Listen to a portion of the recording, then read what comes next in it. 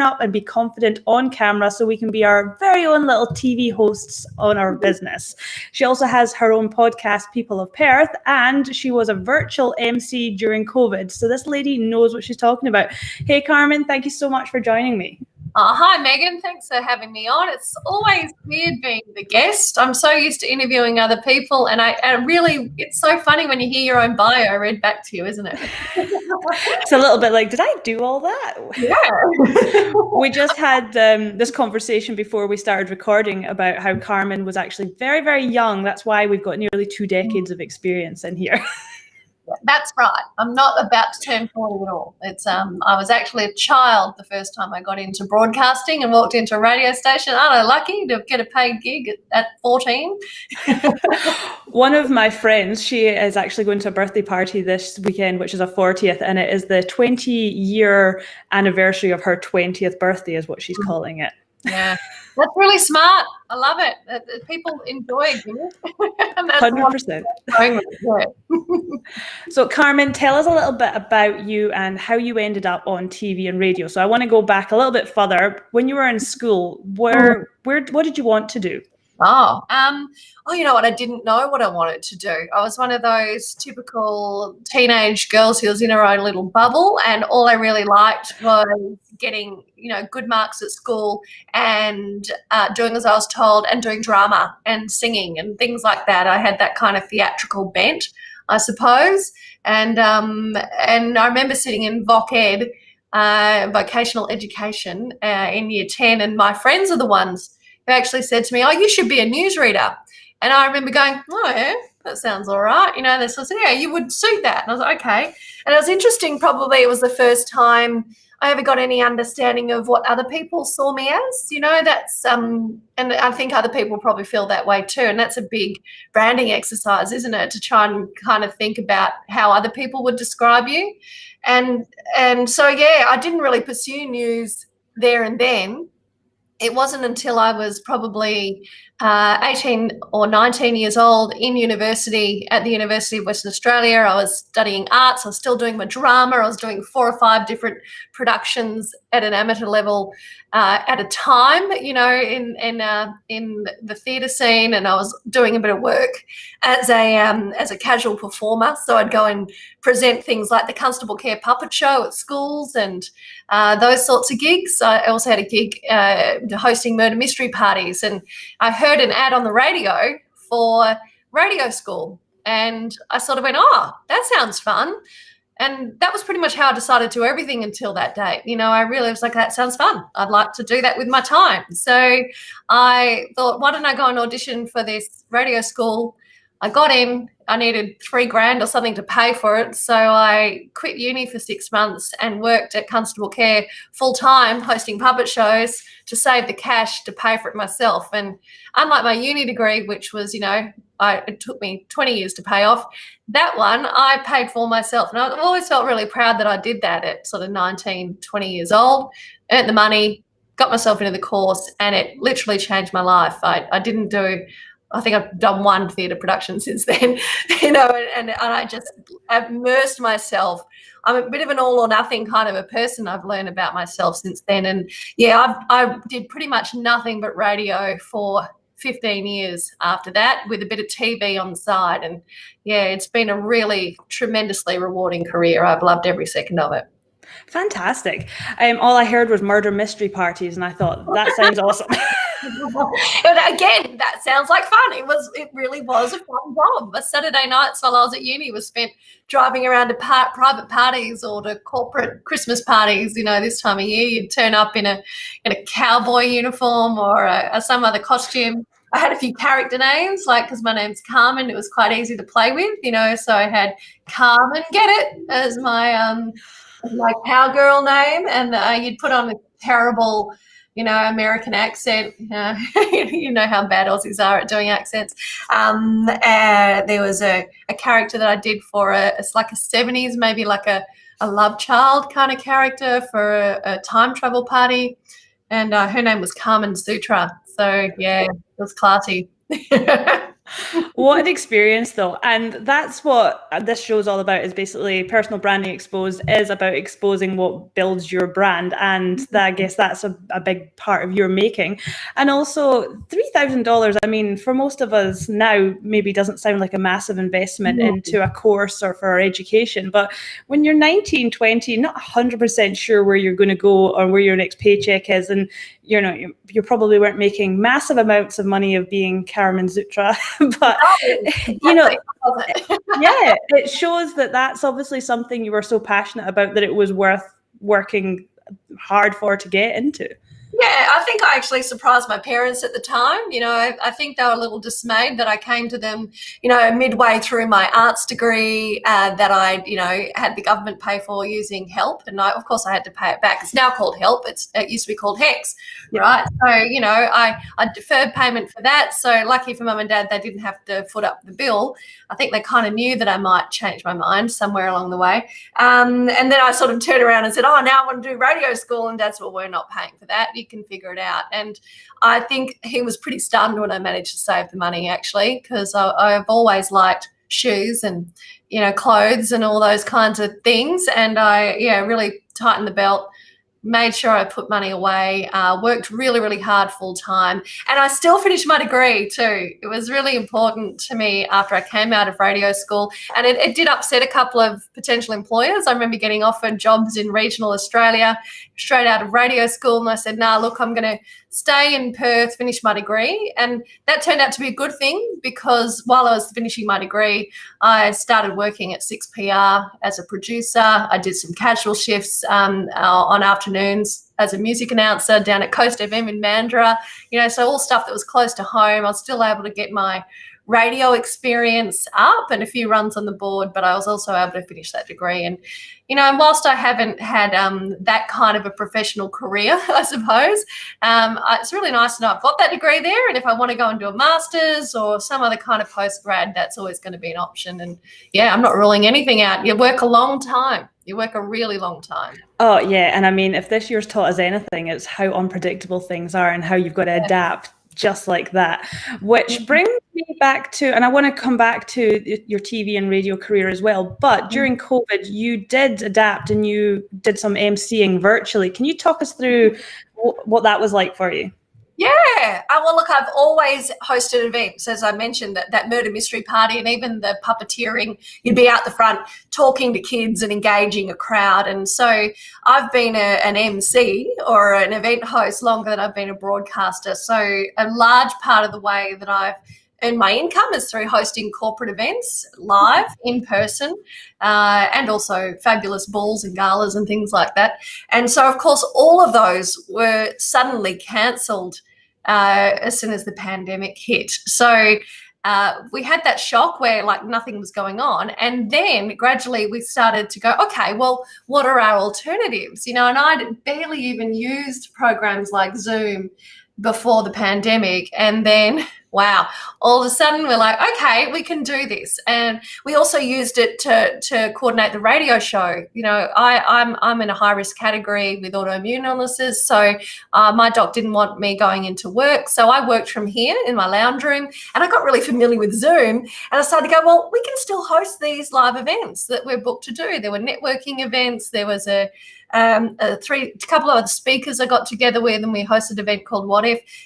We were still able to do them through the power of the Zoom room. And the cool thing is that using all kinds of video technology, including Facebook Live and Teams, we were all able to play on and to continue networking, but then I was also able to develop a business out of it too. So it had this wonderful effect. It was really good. It's interesting because you and I have very similar stories in the sense that events are where we started, but I was on the back end of the events. I love organizing them and bringing all the pieces together. And if you had asked me to be out front emceeing or out front being the face of it, that used to be a massive no-no for me. Yeah. And my last event just before COVID hit was meant to be the Rural Women's Awards for the Triple R network, which should have been at Government House, and we brought that online to be virtual with Di Darmody from the ABC. But Yeah, that was an experience. So from the back end, making sure that the logistics worked was stressful enough. I can only imagine being at the front and being the face of that, how that must have been for you. Yeah, well, the funny thing about it, I guess, is that lack of feedback from the audience that you really feed off of when you're a live event host. I guess I was very lucky coming from a broadcasting background that I was able to go, well, it's no different to a TV studio. It's no different to a radio studio. You're not getting any immediate feedback. And so I was able to kind of channel some of that. But it was still, there were still moments, I hosted a couple of webinars to teach people to feel confident on camera after I realised there was a bit of a gap there in that knowledge base of people. And it took me a couple of tries to just get used to that lack of feedback. Even in this kind of circumstance we're chatting to each other in, and any other video call, you're still seeing somebody else, and you can generally rely on that human interaction. But once you're into webinar formats or you're hosting events as such, people are just sort of sitting back and you're not seeing their faces, you're getting very little feedback from them, and that can really take the wind out of your sails and make you quite nervous, are they really there? And you're sort of trying to do a bunch of other things at the same time. But gosh, it teaches you to think on your feet. Oh, yeah. I hear you on the feedback part, because before COVID, I was going out and doing LinkedIn training in businesses. And then during COVID, it was all virtual, and because you can't get behind someone and actually look at the profile and help them. But it just was a bit like, are you taking it in? Are you interested? Because it's so easy when you're on a webinar to switch off. You know that as a consumer yourself. So trying to find ways to be engaging. Can you give some tips to some of the people listening about how you can be engaging on camera when you really don't have an audience there? Because I'm talking more long form. We'll talk more about the short and sweet that you need to, like your content you're creating. But, that long form where you're teaching and you're actually in a room per se with people. What's some tips for keeping yourself motivated? Oh, so in a camera setting though, where you're actually engaging with the camera? Yeah. For that kind of teaching, it's yourself and the other people, isn't it? I think the time, the amount of time you spend in any kind of online learning situation is really worth taking into account. We've only got a 45-minute attention span, I would say, most of us at best, and that's limited even further when the dog might be in the room and your partner might be wandering past, or the kids, are asking for lunch. There's just so many other distractions when you're working from home. So I think keeping that in mind is really important. Keep things short and sharp to the point. But then energy, the same as we have to do as broadcasters, it's got to be 10 to 50% more than usual. And then the lens of the camera, that eye contact is just imperative. It's totally unnatural. And look, I'd love to just stare at myself as a vain woman, or stare into your eyes as a person who wants to try and connect with you. But realistically, if I want to connect with the viewer, looking into the camera is so much more impactful. Feels a bit unnatural at your end, but if you get kind of into a phase of practicing it more and more often, you're going to get more comfortable. And you can find tricks. My number one trick is pretending that lens is the eyes of someone that you really like, and that will just help relax you. Think about your mum, think about your partner, think about your best friend. It'll just change the way you engage with that lens, and suddenly when you're more human, the people on the other end really relate to that. Perfection is a problem. Let's just lose that. I'm a big fan of that lose your connection to perfection saying, because real people are not perfect. And if you're in a room physically with somebody running a workshop, you'd be really friendly and engaging, and there'd be trip ups and mistakes. There's nothing wrong with that. And just because there's a camera there doesn't mean it suddenly has to be the 7 o'clock news or the 6 o'clock news, wherever you might happen to be. You don't have to have this pristine, perfect presentation. Instead, I'd much prefer see you, engage like a real person. 100%. And I've heard you say that quite a lot on Instagram and your IGTVs and your stories and stuff. And you've got a couple of good examples that I've seen that I just want to tell the listeners about, which you were making a video and your children came home and with some friends, and you just kept going because I think you made the point that, there's never a perfect setting. Things around you will never be perfect. And the other one you did was you were outside and you were doing everything that goes against what you basically get told, which is, it's too windy, you're walking, you're outside, your hair's not done, whatever it is. And it, again, is just show up. I'm a big believer in done is better than perfect. So yeah.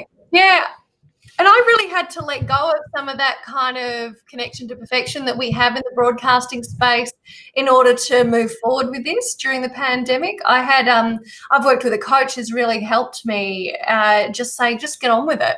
I was sort of setting up all of these boundaries around myself, probably due to a bit of imposter syndrome as well, thinking, if my media colleagues see me on camera and the sound's not quite right and the lighting's dodgy, it's going to be so embarrassing. But this content isn't for them. This content that I'm preparing now in a virtual setting is for people who want to generate the ability to speak and be themselves on camera.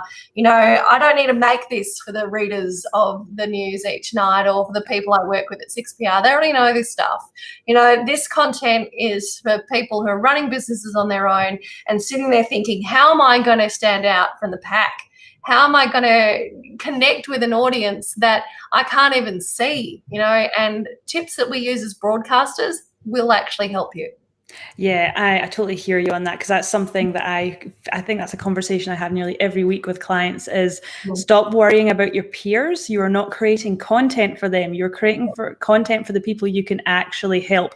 And that's how we trip ourselves up, because we're so worried about what friends and family and others that are, our peers and people doing what we're doing, what they're going to think. So I love that point. That's brilliant.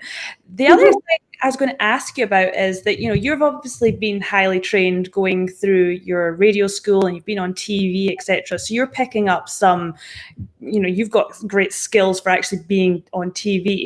How have you managed to, I don't want to say dumb it down, because it's not dumbing it down at all, but make it palatable for Joe Blogs like myself, who is not used to being in front of a camera. My dad's video recorder when I was a kid doesn't really count, I don't think, in this situation. Maybe. I think it really does come down to simplifying. You've really got to break it down the same way your teacher did in school when you're learning long division, just really pare it back to the bare basics. And that's been a little refinement process. It's been trial and error too. The first person I taught to present to camera was my husband. We started dating nearly 10 years ago, and he asked me if I could teach him to do what I do. And I thought, well, why? You're a chiropractor. You don't need to present to camera. And he was the one who said, but no, I'd really like to be there for my patients when they're not in my clinic. I'd like them to be able to access a bit of my expertise, and so he's been making since then, videos with stretches and videos with how to set up your workspace or your kitchen so you don't hurt your back. This is stuff that keeps him available and accessible to his patients, and his business has grown as a result of it. So I learned tricks and things that kind of resonated with him in the process, even things as simple as kind of like drawing a smiley face in a piece of paper and cutting a hole out in the middle of it and putting it over the lens of the camera just so he has something to engage with, and I also learned from teaching him that practice, just doing it is the key. And if you're not ready to do it and put it out there in public, just start practicing presenting to camera anywhere. Hold up selfie style. Just tell me what you're having for breakfast. Just tell me something. Yeah, just get started. Oh, yeah, you've got to start doing the rubbish ones, because 6 months' time is when you've got the good ones. But if you start in 6 months, that's when the rubbish ones start. So, yeah, just get started. Yeah, just getting comfortable. Like I said, being uncomfortable, thinking on your feet, talking yourself out of those awful circles we get into sometimes, by pretending you're live. And that's why radio broadcasters are very lucky. The 20 years that I've been working in radio and television's mostly been in radio, and so most of the time I have to get on, and no matter what happens, just get on with it. You can be going live to air for a talkback shift and the entire radio station stops working, or the studio you're in stops working, and you've got to pick up everything, move studios, and there's just dead air while you're waiting to get everything together. You don't overreact, you don't throw a tantrum, because that's not going to help anybody. It's just about using this like you would in your business to handle the situation and move on. And that's a learnt skill. I didn't walk into radio stations knowing how to do that. I had to practice. And the same as, you would have had to practice doing the work that you do, you've got to learn to practice and learn and practice this new skill too. Oh, I 100% believe that anyone can do it, because if you were to ask my English school teacher if I could speak in public, she would tell you no, because I remember standing up in front of the class with all my notes for my speech I was meant to do and had to sit back down because I just couldn't deliver it. Same happened in university. Same happened when I was here and when I started building my career and I would get asked to speak. I would do everything I could to pass it on to someone else. Happy to write scripts, happy to tell people exactly what they had to do, but you could not get me to do it for love nor money. And when I started my business, it's like something switched, and I just basically decided that if I don't step up and I don't speak for my business, no one else will. There's no one else here. That's exactly right. And people often say, you're not afraid to push, to plug yourself and talk about what you're doing. I think, well, what a good rule of thumb. Like, don't be afraid to talk about what you're doing, tell the world about it, because no other person is going to do it for you. You're the person who knows it best. You know the story behind it. You know the reason. You know your why. Don't trust someone else to tell your story. Get out there and start telling it yourself. 100%. I'm with you on all of that. Carmen, tell me a bit about how you transitioned from radio to TV, because that's a very different medium. Like, my podcast started as Zoom recordings, which I could then do something with, which was much easier. Now we're live, so this is a next level as far as I'm concerned, and there's video as well as sound. How did you transition? Because that seems massive to me. Yeah, look, it was something I was always heavily interested in. So I did a lot of, watching other people and working out their tricks of the trade. But I guess I looked for areas where the skills were transferable. And to me, the best radio broadcasters have in common with the best television broadcasters this one factor, and that is that they are authentic. They are themselves on screen. And so for me, it was really important to not just start nailing my lines, working in pre-recorded television formats that I went to work in. So generally I've done mostly travel and lifestyle television shows, a little bit of live stuff. But, going to that format, I had to kind of find a way to internalize all of these lines and scripts that weren't necessarily my own. I was going off to help promote a part of Western Australia that I might have some passion for, or I may never have heard of it before, and I needed to try and make it sound like I believed in it. And to me, you don't want to be putting anything on camera or out there into the world that doesn't align with you, that isn't who you are. And so, and I would never get away with it on radio. I've always said doing, 15 hours of radio a week on a breakfast radio show, you've got no time to be a bull-tish artist. You really, and I'm careful not to swear, I'm at home, I'm feeling hyper relaxed. You can't fake that stuff. And so for me, anytime I was talking about something that I didn't already know about, I was making sure I was really heavily researched and found a way to really connect with it myself, find a Carmen way to get into anything that I was talking about on camera. So that really helped. But then I also just had to ask questions and learn and admit that this wasn't my field. I didn't do television at university, and I didn't go to television school. I went to radio school, and so I looked for the differences and tried to understand them. There's so much great expertise in Perth in the television broadcasting world. So everywhere I went, I asked questions. I asked, why is that light in that position? What sort of camera is that? How are you setting up this shot? What do you need from me to make it work better? actually asking the other professionals around you how you can make their job easier, I think is really important. And that's been a really important part of how I've been able to help other people too now in this new kind of incarnation of what I'm doing. So I guess that's how I transitioned to it. And practicing a lot on my own. In the car, I would just practice my lines over and over again so that you knew what you needed to say, but then found a way to make it sound like Carmen saying it. And that's not easy. That's the bit that takes the time, and I feel like I've really gotten better at that in the last 5 years than I probably ever was. There's probably some really old footage around of me just sounding like a robot on television. And, yeah, we'll just try and hide that somewhere. That's so funny because I talk about building a personal brand all the time as, authenticity. And we all hate the word authenticity because it's so overused, but it is the most authentic word for what we're trying to talk about. You can say real instead, I suppose. Yeah, it's got to be real. And, it's not about building something that's false, because I don't create actors or actresses. I don't do that. I help you create the brand that you already have and kind of put it on a platform, etc. But just when you were talking about, learning my lines and making it more Carmen, it just reminded me of just what I was saying to you earlier about how I was quite happy to write scripts for people and tell them what they had to do on stage or behind camera or in front of camera, sorry. And I had a president when I was at WA Farmers who I would write scripts for.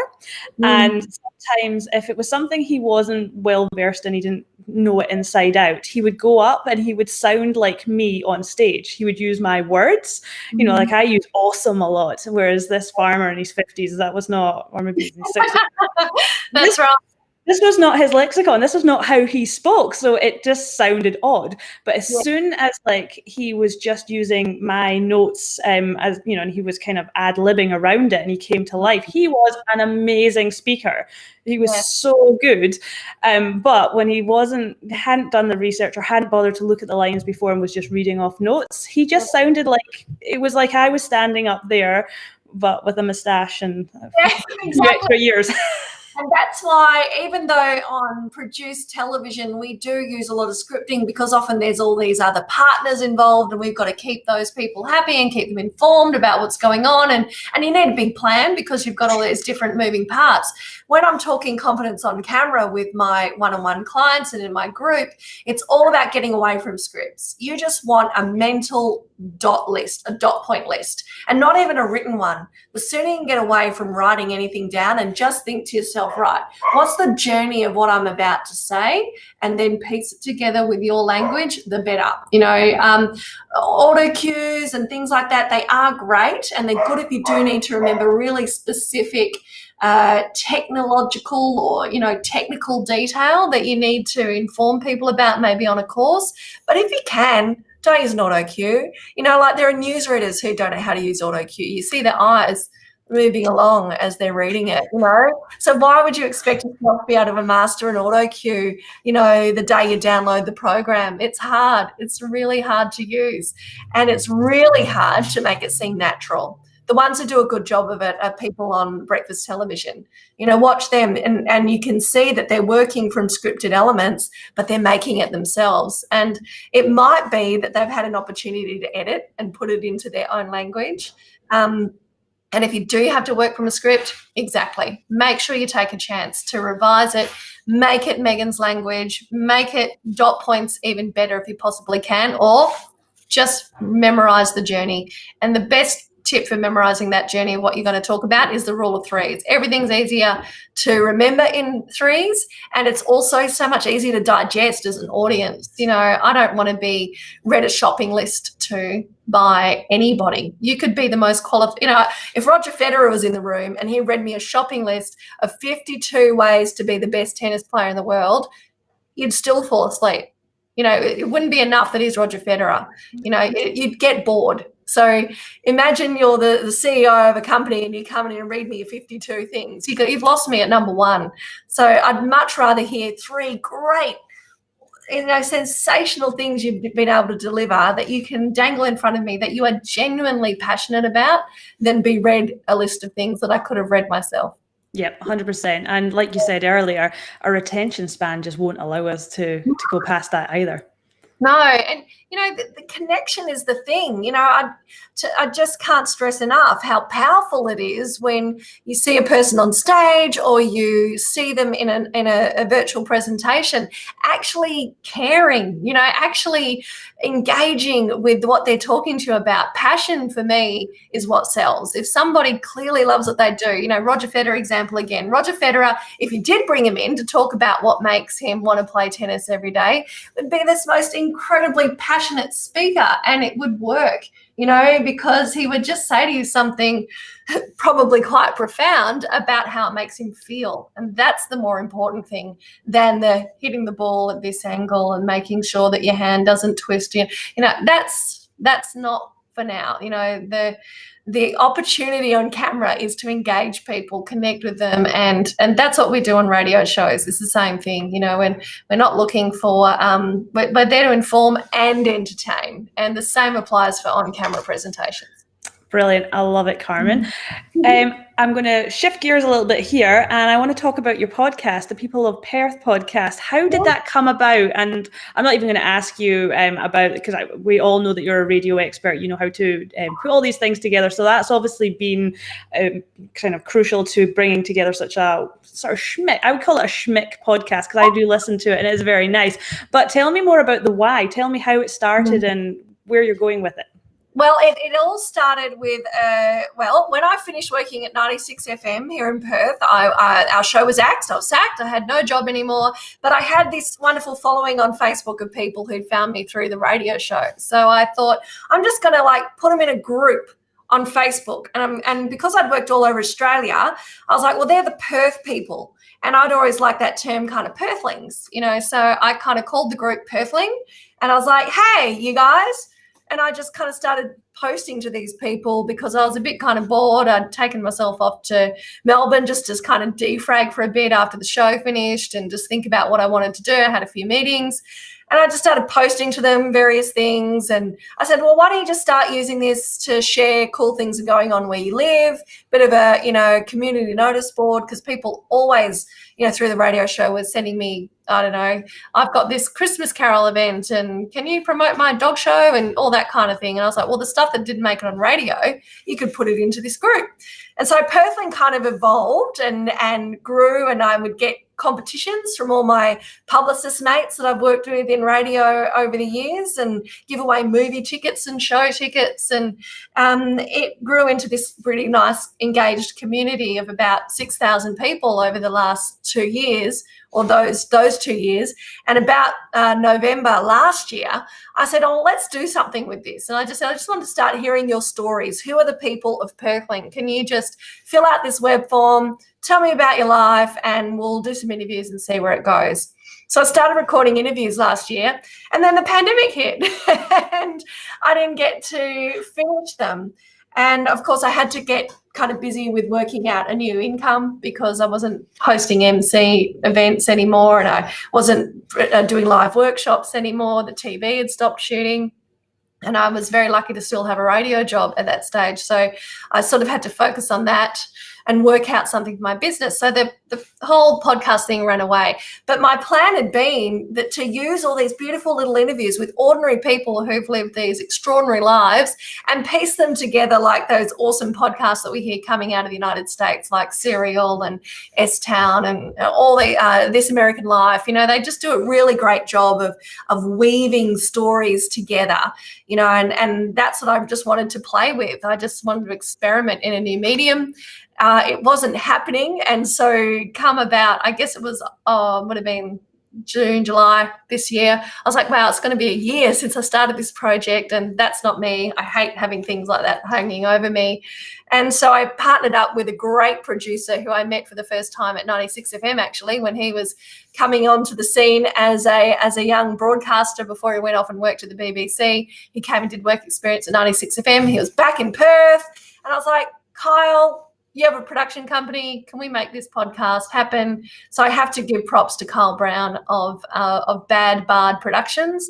He's done an amazing job just taking my little idea and and 9 unedited interviews where I've gone, there was this moment when Chris said this thing about his partner. It was so good. And can you take this with this and this? I want a theme about love, and I want a theme about, mental health. I want to talk about this and about life in Perth. I just want it to be, people mushed together. And he's birthed these incredible podcasts. Tomorrow night we'll have a new episode, and he does just an amazing job of piecing them together. I sit in the studio, voice a few little linking lines and things, but it's really about the people. They're normal people, and they have great stories because everyone's got a good story. Oh, I loved it because I found it very relatable, because I've only been in Perth for 8.5 years now, and it was great for me to hear stories from people that had obviously grown up here, had been here decades, and hearing what Perth had been like, and hearing from people that were similar to me who were, basically fresh off the boat and had to restart their lives over here, etc. So many, there were so many from many, many different countries too, weren't there? Within that group of 9, there was probably 4 or 5 of them were people who weren't born in Australia, and I just loved that about it.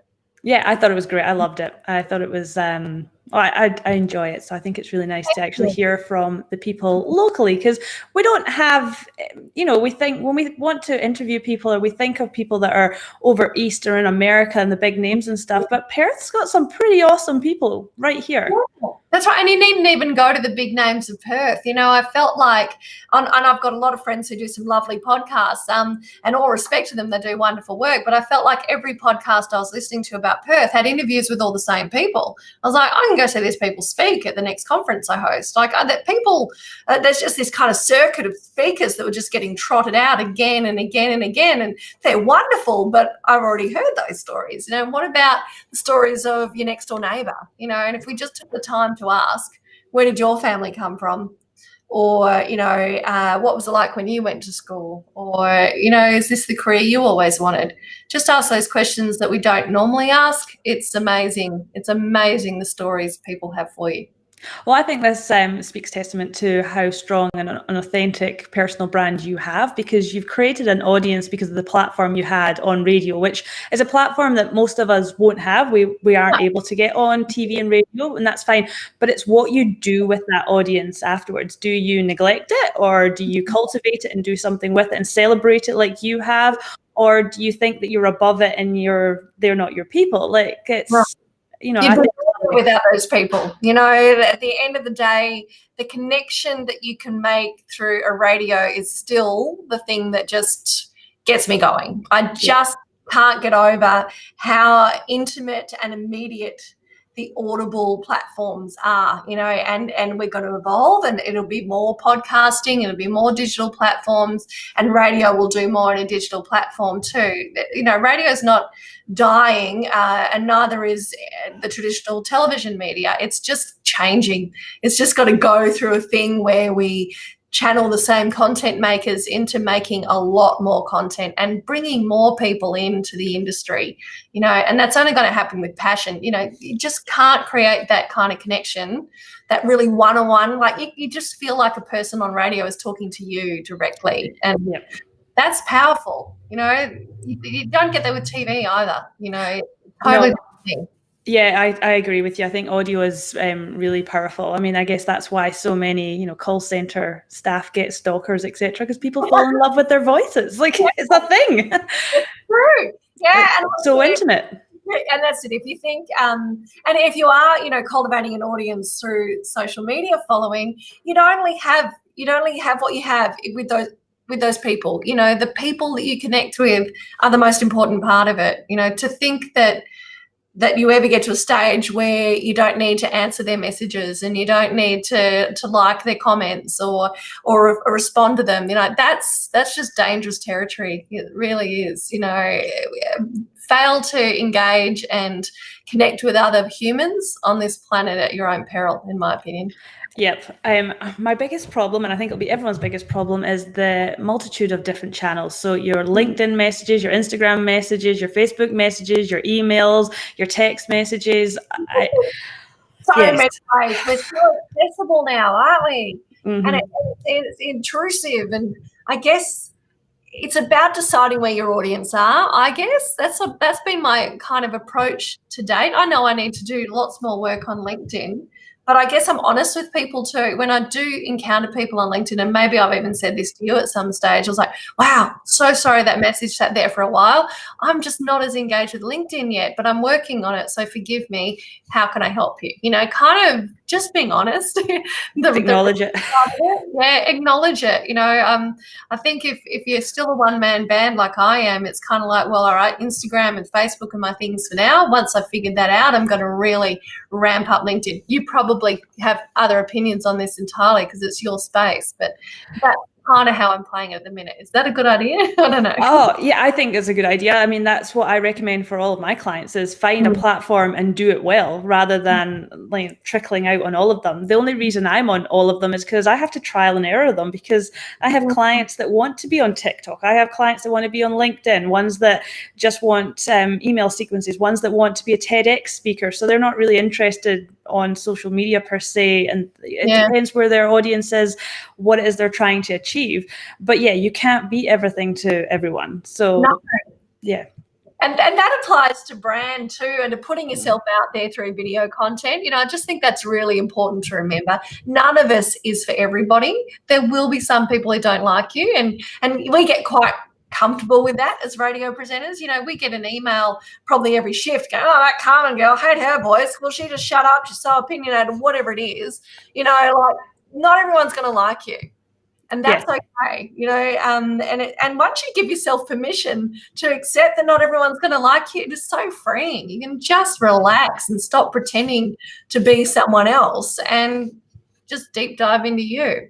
100%. And actually, the more that you do stuff like this, which is uncomfortable, videos, audio, whatever it is that you do, and people are so worried about putting other people off and not attracting this group of people over in the right-hand corner, when really the people in the left-hand corner are the only ones that you can actually help, the only ones that are interested in you, just to focus on them. But we get so caught up on, oh, what if people don't like it? If they don't like it, you're actually getting rid of them before they've even wasted your time. That's right. Don't take that call. You know, how good is it to know that the calls you're going to get are from people who already like you, and they may even like more than like you. They may really genuinely already want to work with you, and they just now need to know the finer details of how they get on board. You know, it's really cool. It's really cool that you can. Oh, and the other thing I think I want to add to that is, don't forget there's plenty of work. You know, there's plenty of people out there. When you're selling expertise, as you and I both are, you know, you're selling air, essentially, same as radio ads, you know, like it's a similar kind of thing. When you're selling something that people can't actually grip onto and hold, you really need to just remember that the ones who you want to work with, you only have time to work with this many of them. Don't worry about all the other ones. They can work with somebody else. 100%. And when you build your personal brand, you actually start thinking of it in the sense that you don't have any competition. There are lots of people that do what you do, but no one will ever be you. No one will ever have the same journey to doing what it is you do. So there's a different experience, different knowledge, different networks, all of that. So you have no competition. You really don't.